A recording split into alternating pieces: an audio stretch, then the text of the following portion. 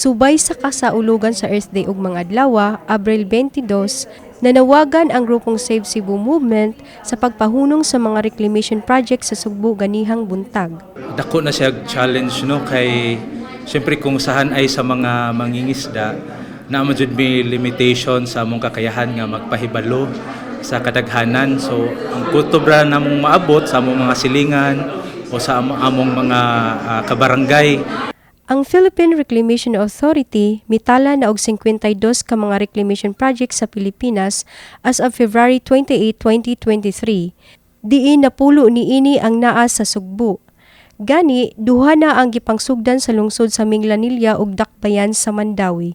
Kining duha ka proyekto naglangkob og 2,946.65 hectares nga municipal waters sa Sugbo. Ug gani do na pa kunoy laing 95 hectare reclamation project nga giplanuhan sa Katmon.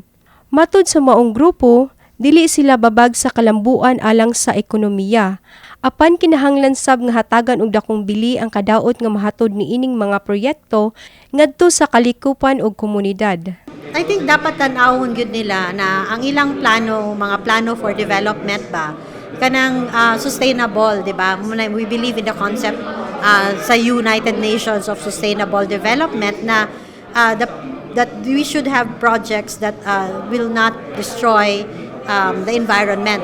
Nanawagan ang maong grupo ngadto sa mga LGU o DILG sa Department of Agriculture, Department of Environment and Natural Resources ug sa Commission on Human Rights sa pag-review niining maong mga proyekto aron pagsuta kung wala bagyod kini gipanglapas nga mga environmental policies ug kung mas mopatigbabaw bagyod ang benepisyo kaysa sa kadaot nga mahatod unya niini.